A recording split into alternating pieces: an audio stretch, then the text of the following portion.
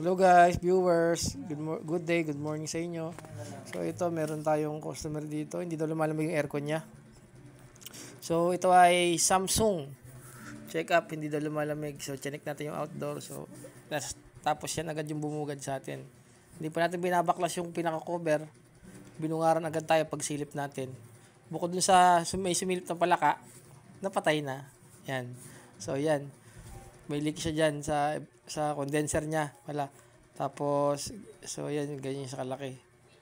Yan, pag ganyan yung leak, hindi na siya hindi na siya mare-repair. So change na yan, condenser. Yung iba kaya gawin yan. May mga master tayo na magaling dyan. So pa-comment na lang kung sinong magaling dyan. Baka kaya nila yan. O yun lang. So see you sa susunod video natin sa susunod na araw. Goodbye.